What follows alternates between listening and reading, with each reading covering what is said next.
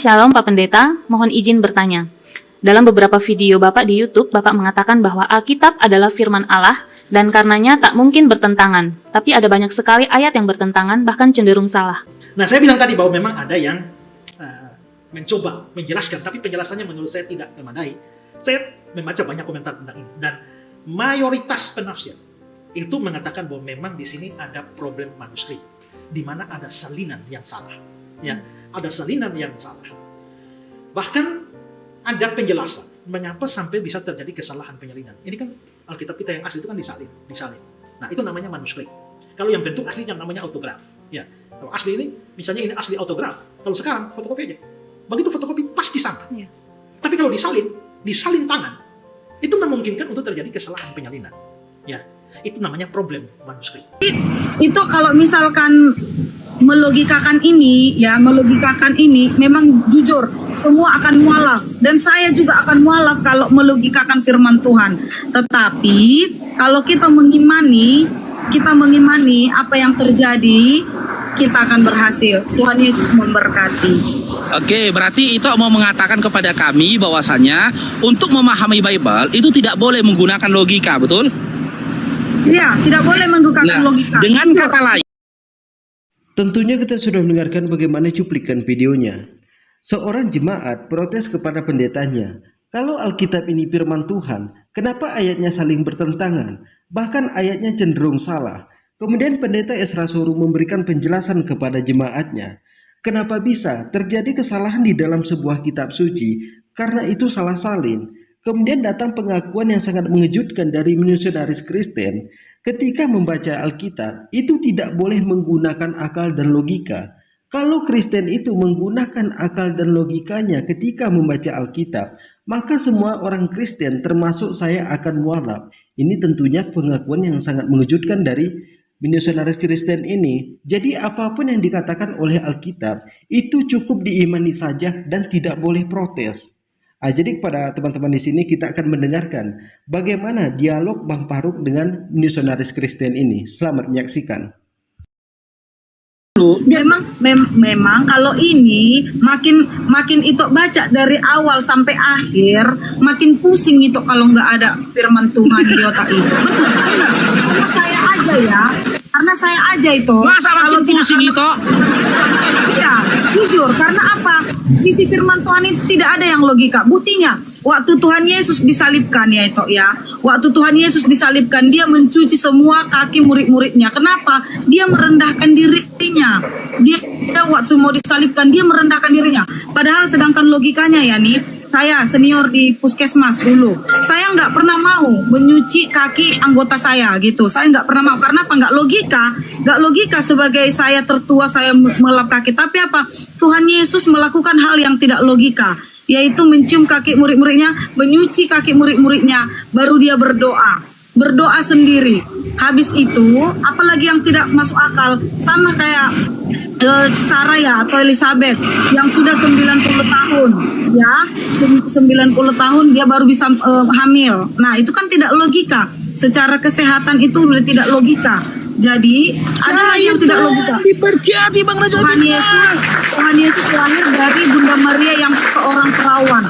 Nah, jadi semuanya itu tidak logika. Dan saat itu juga Tuhan Yesus memiliki 12 murid-muridnya. Dan murid-muridnya bukan orang yang seorang ilmu teologi nggak logika kan itu kan? Karena apa? Tuhan Yesus memang memakai semuanya tidak logika. Semua apa yang diberikan Tuhan kepada kita itu tidak ada yang logika itu. Jadi kalau itu membawakan Alkitab ini ke logika, itu salah gitu ya. Itu minta Roh Kudus dulu sama Tuhan supaya itu diberkati, supaya bisa menangkap firman Tuhan gitu ya.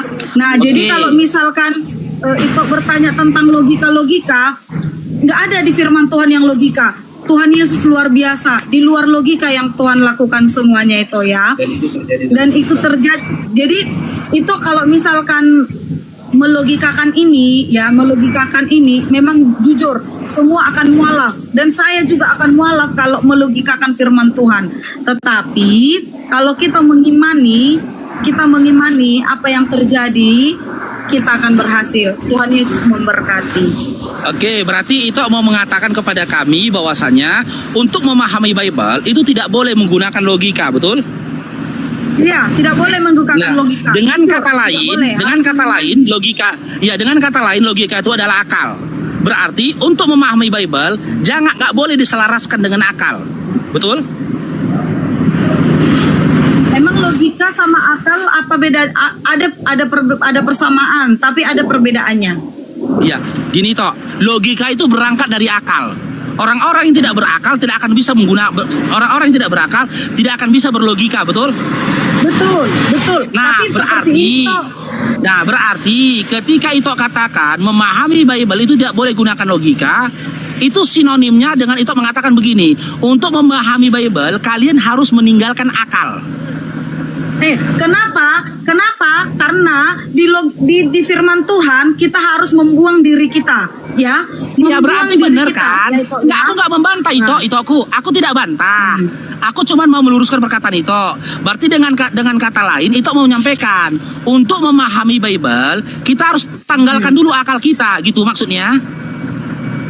Bukan, beda Jadi- logika, beda akal itu. Menurut pengertian saya ya, kalau logika itu ya, istilahnya kalau logika itu sama seperti saya saat ini duduk di sini. Terkadang saya berpikir saya tidak logika duduk di sini karena saya dari timur, suami saya dari utara. Kami dipersatukan di tengah-tengah. Kenapa bisa ya? Kalau logika saya berpikir, kenapa bisa? Tapi Tuhan melakukan semua bisa, gitu. Tapi kalau akal, ya, kalau akal itu namanya akal sehat itu masih beda pengertiannya itu. Oke, Kalau kita orang nggak uji. punya akal sehat, Kita uji apakah maksud dari itu ini akal atau logika. Saya uji ya.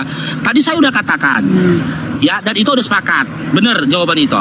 Yesus itu orang apa? Orang Yahudi. Orang Yahudi ya di Galilea pada masa itu berbicara menggunakan bahasa Aramaik, kan gitu.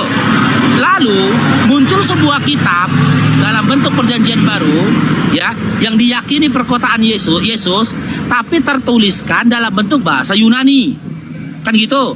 Sampai ke Indonesia tak pernah dikomparasikan dengan Yunaninya, hanya dalam bentuk terjemahan. Sekarang saya tanya, apakah menurut itu masuk akal ketika Yesus orang Yahudi perkataannya dituliskan dalam bahasa Yunani lalu sampai ke Indonesia itu dalam bentuk dari terjemahan? awal itu. Jangan Masuk akal itu nggak? tanya lagi tentang akal. Nggak masuk Semua akal nggak perbuatan menurut Tuhan itu? Yesus nggak ada yang masuk akal. Tidak Nggak ada yang masuk akal. Itu udah. Karena apa? Itu maksudku Semua tadi. itu Kalau itu dimana? udah akui Kenapa tidak itu? nggak masuk akal, udah selesai. Iya. Itu maksudku tadi, Karena tidak apa masuk itu? akal. Gini Tapi toh, karena itu lebih apa? gini, Tok. Memang Itu lebih condong kepada iman itu kan? Kan gitu. Ya. Nah, itu lebih condong kepada iman itu daripada itu berupaya mengkaji dengan akal itu, betul? ya. Nah, udah selesai. Kita sudah mendengarkan bagaimana penjelasan dari misionaris Kristen ini. Ketika membaca Alkitab, tidak boleh menggunakan akal dan logika. Kalau Kristen itu menggunakan akal dan logika, maka semua Kristen itu akan mualaf, termasuk saya. Tapi ketika membaca Alkitab ini, tidak boleh menggunakan akal, tidak boleh menggunakan logika, cukup diimani saja. Padahal, di dalam Taurat itu dilarang bertuhan kepada manusia. Dilarang menyembah patung, bukan dibaptis tapi disunat. Tapi setelah Yesus disalibkan, muncullah sosok Paulus di sini. Paulus mengatakan, dengan tergantungnya Yesus di atas kayu salib, pertama Yesus sudah menebus dosa manusia. Padahal ini sudah bertentangan dengan akal sehat manusia. Karena bagi Kristen, Yesus adalah anak Tuhan. Tujuan Yesus ini menjelma menjadi manusia untuk menebus dosa manusia dengan cara digantungkan Tuhannya di atas kayu salib. Di sini Tuhan menebus dosa kepada Tuhan. Apakah ini masuk akal? Kemudian Yesus ini, mereka mengatakan Yesus itu belajar. Tapi Yesus ini Tuhan. Apakah mungkin Yesus ini belajar kepada ciptaannya? Dia yang menciptakan manusia.